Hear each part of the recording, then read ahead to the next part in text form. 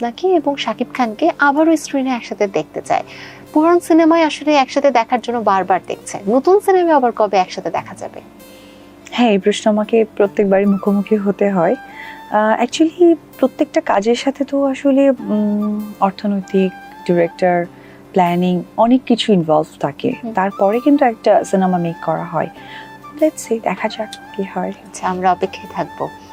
অপেক্ষাটা কি 1 বছরে 2 বছরে ভাঙতে না, পারে? এটা আসলে সময় তো এইভাবে বলা সম্ভব নয়। তবে আমার মনে হয় যেহেতু শাকিব অপু কিন্তু প্রচুর কাজ করেছে বিগত দিনে, আগামীতে আরো কাজ করবে বা সেই রকম মানুষের চাহিদা দেখা যায়।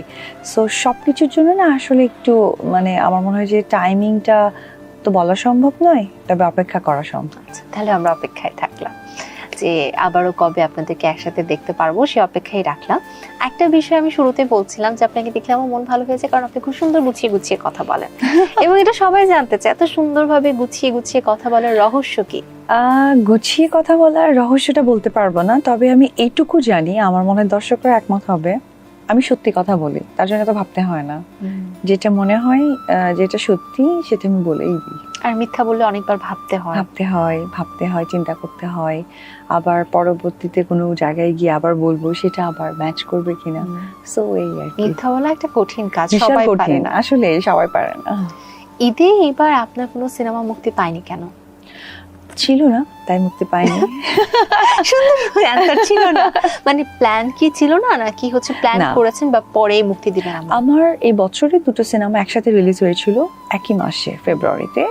তো এরপরে যেটা হয়েছে, এই 2টো সিনেমা অনেক আগে কাজ করা ছিল, আমার শুটিং করা ছিল।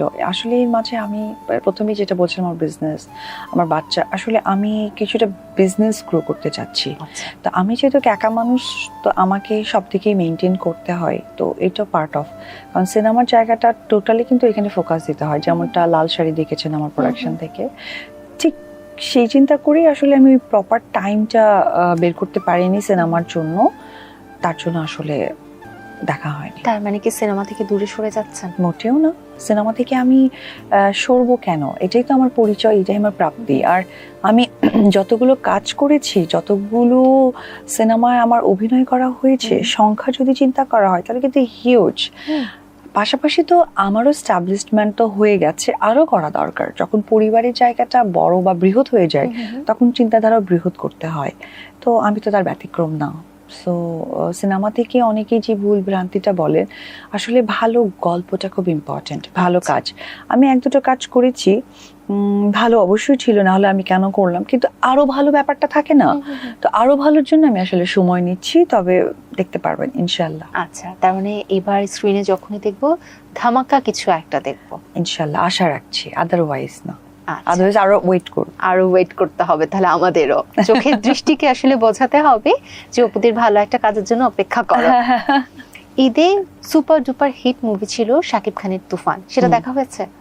হ্যাঁ, আমি ফেসবুকে পোস্ট দিয়েছি, তো শুধু আমি দেখিনি, আমাদের রাজকুমারও দেখেছে। কেমন লাগলো দেখে? প্রথমত এই সিনেমাটা যেহেতু কোরবানি ঈদে আমাদের বেশ কিছু সিনেমা একটা বিনোদনের জায়গাটায় যে প্রেজেন্টেশনটা বরাবরই আসে, ক্লোজার ঈদগুলোতে না রোমান্টিক সিনেমাগুলো অনেক বেশি মানুষ দেখতে চায়, আর কোরবানি ঈদে না আসলে একটু ফাইট, মানে একটু অ্যাকশন ঘানা সিনেমাটা দেখতে চায়। এটা একটা মানে মানুষের মানে চাহিদার জায়গায় থেকেই আসলে মানে বিশেষজ্ঞরা বিশ্লেষণ করে বের করা যে সিনেমা আসলে এই ঈদগুলোকে কেন্দ্র করে এইরকম মুভি হলে ভালো হয়।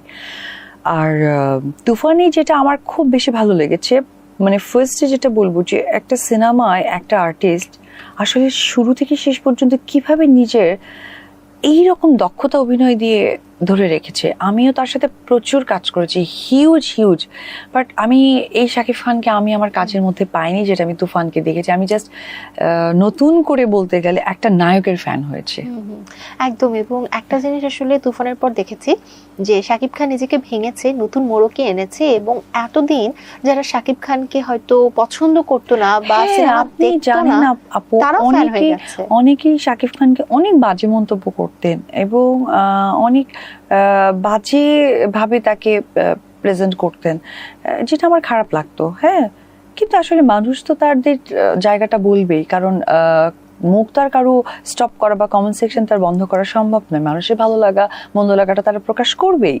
তো সেই জায়গা থেকে আমার কাছে মানে খুব খারাপ লাগতো, কিন্তু আজকে সেই মানুষগুলোই অ্যাকচুয়ালি তার নিয়ে কথা বলছে, আমার খুব ভালো লাগে। একদম।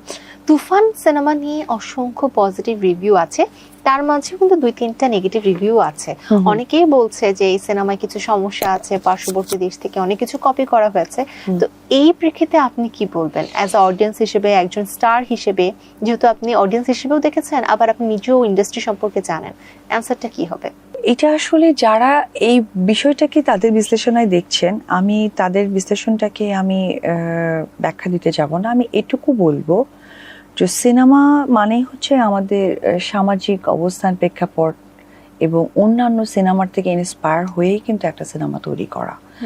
সো আমার কথা হচ্ছে যে আমি যে আর্টিস্টকে দেখছি, যে মুভিটা দেখছি, সেটা আমি কতটা এনজয় করছি, ব্যবসায়িকভাবে অবশ্যই লগ্নি করেছেন প্রযোজক, সেটা কিভাবে ব্যবসায়িকভাবে উন্নয়ন করছে এবং আমাদের দেশকে কিভাবে রিপ্রেজেন্ট করছে বা প্রেজেন্টেশনটা কিভাবে তৈরি হচ্ছে, এটা হচ্ছে মূল ব্যাপার। আদারওয়াইজ সিনেমা মানে এন্টারটেন, দ্যাটস ইট। আমার ওই চিন্তা করার, যদি ওই চিন্তাটা যারা করেন তারা তো নিশ্চয়ই ডিরেক্টর না বা আর্টিস্টও না, বা তাদের সেই ক্ষমতাটা নেই। দেখার পর বিবেচনা করেন, তো দেখার আগে সেই চিন্তাটা তাদের যদি আসতো বা তারা করার সেই ক্ষমতাটা রাখতেন তাহলে তো করতেই পারতেন। সো এইসব মানে যারা বলছে যে তুফান অমুক থেকে তমুক থেকে, আমি তাদের কথার কোনো গুরুত্বই মনে করি না। খুব সুন্দর একটা ভাবে আপনি বিশ্লেষণ করেছেন। এবার একটু ফেসবুক কেন্দ্রিক কর্মকাণ্ডে যেতে চাই। সেই ক্ষেত্রে আসলে একটা জিনিস আছে যে বলা হয়ে থাকে যে আপনি অনেক সময় তাকে কপি করছেন, আমি বা সে আপনাকে কপি করছে। আমি কপি করছি, এটা আসলে জানতে চাই আপনার কাছ থেকে, আপনি এটা কিভাবে ব্যাখ্যা করবেন? আমি তো আকাশ থেকে বললাম আমি কপি করছি, কি জানি, আমি তো কপি করি নাই।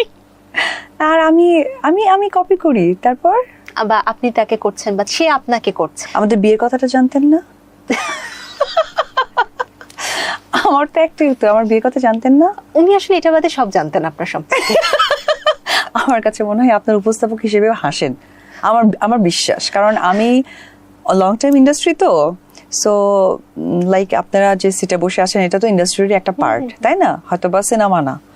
আমার মনে হয় আপনাদেরও হাসি আসে, এখন কিছু করার নেই, হজম করতে হয় যেহেতু গেস্ট। তো 2008-এ সাকিব অসুস্থ অবধি জেনেছে, বাট তার ঘরের বউ জানেন না। যাক, বিষয়টা খুব ইন্টারেস্টিং লাগলো, যদিও আমি এইসব আবুল তাবুল আমি পোস্ট দেখি না, তো কারণ এগুলো দেখার টাইমটাই আমার নাই বেসিক্যালি, কারণ আমি অনেক বিজি মানুষ, বিজনেস, বাচ্চা এবং প্রফেশন সবকিছু মিলিয়ে। আর সব থেকে ইম্পর্টেন্ট হচ্ছে আমার দেখার কেন টাইম নাই, কারণ আমি কারো ক্ষতি করার কারণ হয়ে দাঁড়ায় না, বিধায় আমার ওই টাইমটা নাই। আসলে টোটালি মিলে একটা কথা বলি, পার্মানেন্টলি আপনারা কোনো প্রোগ্রামে তাকে নিয়ে